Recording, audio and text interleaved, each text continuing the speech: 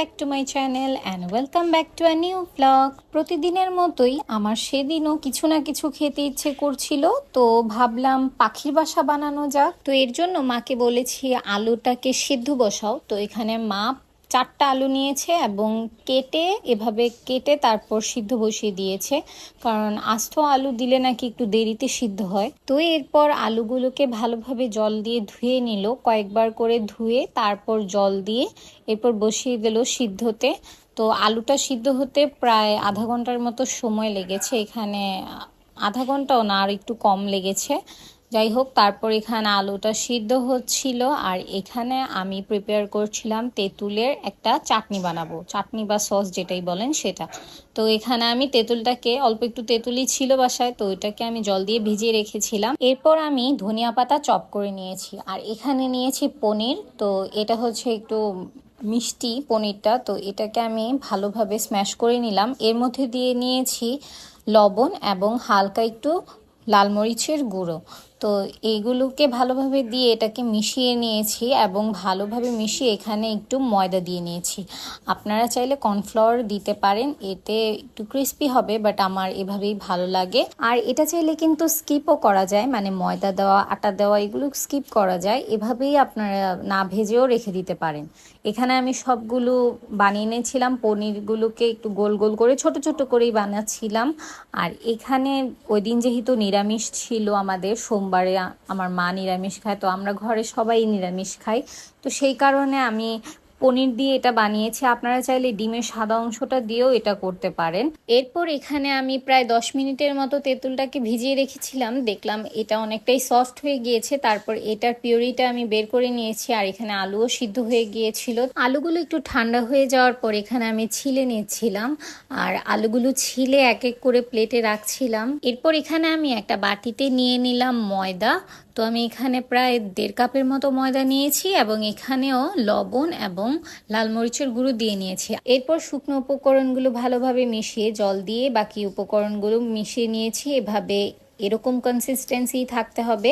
এখন তেঁতুলের চাটনি বানাবো, তো এর জন্য আমাদের লাগবে চিনি, বিট লবণ, লাল মরিচের গুঁড়ো, ধনিয়া গুঁড়ো আর লাগবে চিলি ফ্লেক্স। তারপর আমি এখানে রান্নাঘরে চলে গেলাম আর বললাম মাকে তুমি করো, আমি একটু ভিডিও করি। তো এখানে প্রথমে প্যানে দিয়ে দিল তেঁতুলের যে পিউরিটা আর তারপর যে মশলাগুলো সব কিছু দিয়ে নিল এবং ভালোভাবে কিছুক্ষণ ধরে রান্না করলো। প্রায় 3 থেকে 4 মিনিট যাবত রান্না করলে এরকম ঘন হয়ে যাবে, এভাবেই তৈরি হয়ে যাবে আমাদের তেঁতুলের সস।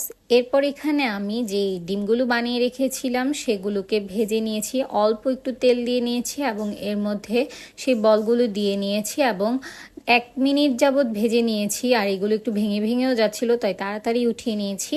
এখানে এসে আমি আলুগুলোকে ভালোভাবে স্ম্যাশ করে নিয়েছি এবং এরপর এখানে আমাদের লাগবে ধনিয়া পাতা, চিলি ফ্লেক্স, লবণ, শুকনো মরিচের গুঁড়ো এবং ধনিয়া গুঁড়ো। আলুগুলোকে ভালোভাবে স্ম্যাশ করে এর মধ্যে এই সবগুলো মশলাপাতি দিয়ে নিয়েছি।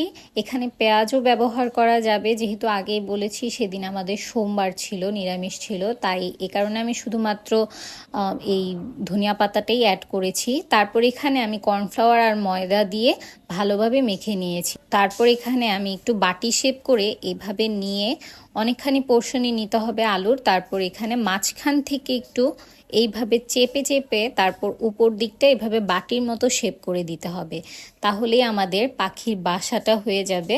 আর আপনারা এভাবে ভিডিও দেখানোর মতো করলে খুবই ইজিভাবে করা যায় এটা।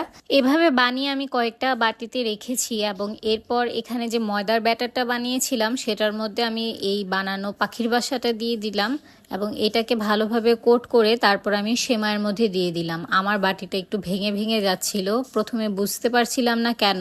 তারপর মাকে বললাম তুমি একটু ধরো, কারণ আমি এক হাতে ধরছিলাম আর আরেক হাতে কাজ করছিলাম, তাই আমি এটাকে ফিক্স করতে পারছিলাম না। তারপর মা এটাকে নিল এবং মা একদম পারফেক্টলি ভাবে শেপ করে দিল, মানে একদম ভালোভাবে যেন এটা একদম বেঁকিয়ে না যায়।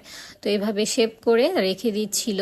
এবার মাকে বললাম তুমি বাকিগুলো বানাও, এবং মা যে বাকিগুলো বানিয়েছে সেগুলো একদম পারফেক্টলি হয়েছে, একটাও ভেঙে যাচ্ছিল না, খুব সুন্দরভাবে একই শেপে থাকছিল।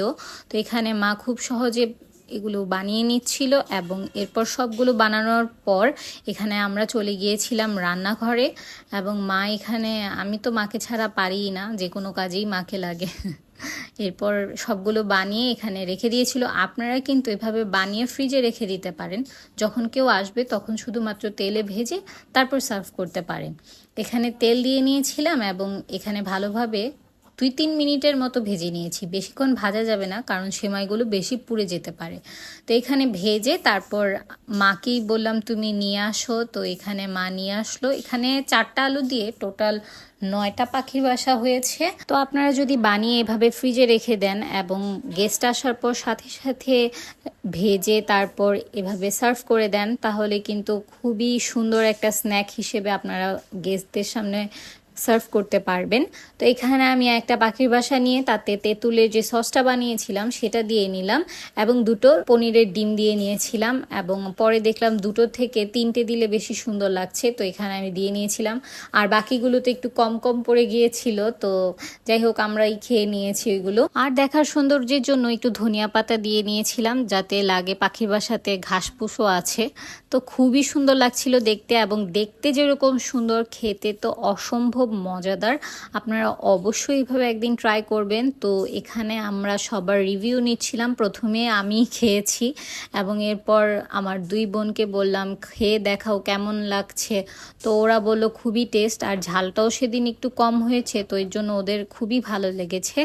তারপর এখানে খেয়ে নিচ্ছিল সুমানটিও বলেছে খুবই ভালো হয়েছে। এরপর দাদু খেয়ে নিয়েছে এবং মামিরাও খেয়ে নিয়েছে, আর মাও খেয়েছে, এবং সবাই বলেছে এটা খুবই ভালো হয়েছে।